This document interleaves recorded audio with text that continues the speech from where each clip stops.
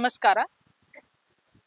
ವಿದುರವಾಣಿಯ ಇಂದಿನ ಸಂಚಿಕೆಯಲ್ಲಿ ವಿದುರನ ಮತ್ತಷ್ಟು ಉತ್ತಮವಾದ ವಿಚಾರಗಳನ್ನು ಮತ್ತು ಧೃತರಾಷ್ಟ್ರ ವಿದುರನ ನಡುವಿನ ಅನೇಕ ಸಂಭಾಷಣೆಗಳನ್ನು ನೋಡೋಣ.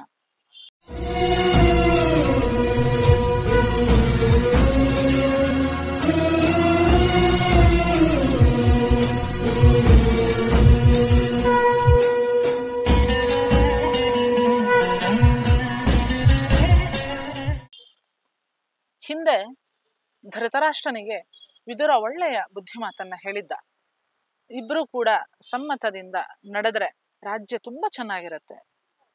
ಯಾವತ್ತೂ ಕೂಡ ಒಗ್ಗಟ್ಟಿನಲ್ಲಿ ತುಂಬಾ ಶಕ್ತಿ ಇದೆ. ಹಾಗಾಗಿ ದುರ್ಯೋಧನ ಇವತ್ತೇನ್ ಅನ್ಕೊಂಡಿದ್ದಾನೆ, ನಾನೊಬ್ನೇ ಎಲ್ಲ ಸಾಧಿಸ್ಬಿಡ್ತೇನೆ ಅಂತ. ಅವನಿಗೇನು ಸಾಧಿಸ್ಲಿಕ್ಕೆ ಆಗಲ್ಲ ಅನ್ನೋ ಎಚ್ಚರಿಕೆಯನ್ನು ಕೂಡ ಕೊಟ್ಟಿದ್ದ. ಇವತ್ತು ಇನ್ನು ಒಳ್ಳೆ ವಿಚಾರ ಏನಂತಂದ್ರೆ, ನಮ್ಮಲ್ಲಿ ನಾವು ಅನ್ಕೊಂಡಿರ್ತೀವಿ ನಮ್ಮ ಹತ್ರ ತುಂಬಾ ದೊಡ್ಡ ಬಲ ಇದೆ ಅಂತ. ದುರ್ಯೋಧನನು ಅದನ್ನೇ ಅನ್ಕೊಂಡಿದ್ದ. ನಾನು ಮಹಾಬಲಿಷ್ಠ, ನನ್ನ ಹತ್ರ ಬೇಕಾದಷ್ಟು ಶಕ್ತಿ ಇದೆ, ಸೈನ್ಯ ಇದೆ, ಎಲ್ಲ ಇದೆ, ನಾನು ಬೇಕಾದ್ದನ್ನ ಸಾಧಿಸ್ಕೊಳ್ತೀನಿ, ಛಲ ಇದೆ ಅಂತ ಅವನಿಗೊಂದು ಭ್ರಮೆ ಇದೆ. ಧೃತರಾಷ್ಟ್ರನಿಗೆ ವಿದುರ ಹೇಳ್ತಾ ಇದ್ದಾನೆ, ಬಲ ಒಂದು 5 ತರದ ಬಲಗಳಿವೆ. ದುರ್ಯೋಧನ ಏನು ಭ್ರಮೆಯಲ್ಲಿದ್ದಾನೆ, ಆ ಭ್ರಮೆಯಿಂದ ಅವನನ್ನು ಹೊರಗೆ ತಗೊಂಡ್ ಬಾ. ಆ ಬಲಗಳ ಬಗ್ಗೆ ನಾನು ಇವತ್ತು ನಿನಗೆ ವಿಷಯವನ್ನ ಹೇಳ್ತೇನೆ. 5 ರೀತಿಯಾದ ಬಲಗಳು. ಮೊದಲನೇದಾಗಿ ಬಾಹುಬಲ, ಬಹಳ ಪ್ರಸಿದ್ಧ. ನಿನ್ನ ಮಗ ತುಂಬಾ ದೊಡ್ಡ ದೊಡ್ಡ ವಿದ್ಯೆಯನ್ನ ಕಲ್ತಿದ್ದಾನೆ, ಮಲ್ಲ ವಿದ್ಯೆಯನ್ನ ಕಲ್ತಿದ್ದಾನೆ, ಬಲರಾಮನ ಪ್ರೀತಿಯ ಶಿಷ್ಯ, ಎಲ್ಲ ಸರಿ. ಬಾಹುಬಲ ನಿಜಕ್ಕೂ ದೊಡ್ಡ ಬಲನೇ. ಆ ಬಾಹುಬಲ ದುರ್ಯೋಧನನಲ್ಲಿದೆ, ಆದ್ರಿಂದಾನೇ ಅವನಿಷ್ಟು ಮೆರಿತಾ ಇದ್ದಾನೆ. ಜೊತೆಗೆ ಅಮಾತ್ಯ ಬಲ. ಅಮಾತ್ಯ ಬಲ ಅಂತಂದ್ರೆ ಮಂತ್ರಿಗಳು, ಒಂದೇನು ಮಂಡಲ ಇದೆ, ಆ ಸಂಸತ್ತು ತುಂಬಾ ಚೆನ್ನಾಗಿರ್ಬೇಕು.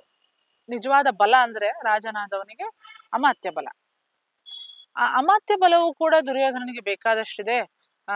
ನೀತಿಯನ್ನ ಹೇಳೋದಕ್ಕೆ ಕಣಿಕನಂತಹ ವ್ಯಕ್ತಿ ಇದ್ದಾನೆ ಅಂತ ಎಲ್ಲವೂ ಕೂಡ ಅವನು ನನ್ನ ಹತ್ರ ದೊಡ್ಡ ಮಂತ್ರಿ ಮಂಡಲ ಇದೆ ಅಂತ ಬೀಗ್ತಾ ಇದ್ದಾನೆ. ಆಯ್ತು, ಅಮಾತ್ಯ ಬಲವೂ ಇದೆ.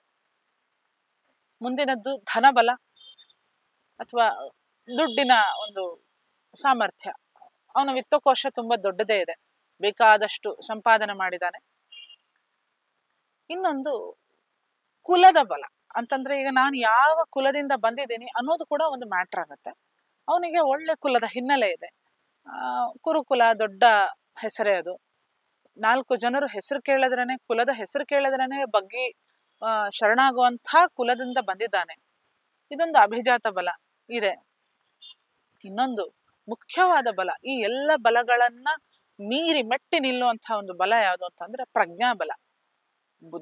ಬುದ್ಧಿಶಕ್ತಿ ಅಂತ ಏನ್ ಹೇಳ್ತೀವಿ ಅದು. ಅವನಲ್ಲಿ ಕೊರತೆ ಇರೋದು ಅದು ಒಂದು, ಅದನ್ನ ತಿದ್ದು ಅಂತ ಹೇಳ್ತಾ ಇದ್ದಾನೆ. ಯಾರಿಗೆ ಬುದ್ಧಿಶಕ್ತಿ ಕಡಿಮೆ ಇದೆಯೋ, ಬುದ್ಧಿಶಕ್ತಿ ಅಂದ್ರೆ ನಾವು ಇವತ್ತು ಒಳ್ಳೆ ಬುದ್ಧಿವಂತ ಅಂತೀವಲ್ಲ, ಆ ತರದ್ದಲ್ಲ. ಬುದ್ಧಿ ಅಂತಂದ್ರೆ ಸರಿ ತಪ್ಪುಗಳ ವಿವೇಕ, ಯಾವುದು ಸರಿ ಯಾವ್ದು ತಪ್ಪು, ಯಾವ್ದು ಯಾವಾಗ ಮಾಡ್ಬೇಕು ಯಾವ್ದು ಮಾಡಬಾರ್ದು ಅನ್ನೋಂಥ ಒಂದು ನಿರ್ಧಾರ ತಗೊಳ್ಳುವಂತಹ ಶಕ್ತಿಯನ್ನ ನಾವು ಬುದ್ಧಿಶಕ್ತಿ ಅಂತ ಕರಿತೀವಿ. ಅವನಿಗೆ ಆ ಬುದ್ಧಿಶಕ್ತಿಯನ್ನ ಯಾರು ಪಡೆದಿರ್ತಾನೋ ಅವನಿಗೆ ಈ ಎಲ್ಲ ಶಕ್ತಿಗಳು ಕೂಡ ಪೂರಕವಾಗಿ ಬರುತ್ತೆ. ಒಂದು ಬುದ್ಧಿಶಕ್ತಿ ಇಲ್ಲ ಅಂತಂದ್ರೆ ಅವನಿಗೆ ಉಳಿದ ಯಾವ ಶಕ್ತಿಗಳು ಇದ್ರೂ ಕೂಡ ಅದು ವ್ಯರ್ಥವಾಗಿ ಹೋಗುತ್ತೆ. ಹಾಗಾಗಿ ಬುದ್ಧಿಶಕ್ತಿಯ ಸಾಮರ್ಥ್ಯ ಏನು, ಆ ಬುದ್ಧಿಯ ಸಾಮರ್ಥ್ಯ ಏನು ಅನ್ನೋದನ್ನ ವಿದುರ ಈ ಮೂಲಕ ತಿಳಿಸಿದ್ದಾನೆ.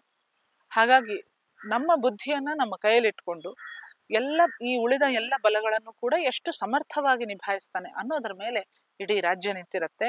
ಯಾರು ಬುದ್ಧಿಯನ್ನ ಕಳ್ಕೊಂಡು ಬಳಲ್ತಾ ಇರ್ತಾನೋ ಅವನಿಗೆ ಯಾವುದೇ ಚಿಕಿತ್ಸೆಯನ್ನು ಕೂಡ ಯಾವ ಶಾಸ್ತ್ರವೂ ಹೇಳೋದಿಲ್ಲ, ಅವನಿಗೆ ಯಾವ ಮಂತ್ರಗಳು ಕೂಡ ಪ್ರಯೋಜನಕಾರಿ ಆಗೋದಿಲ್ಲ.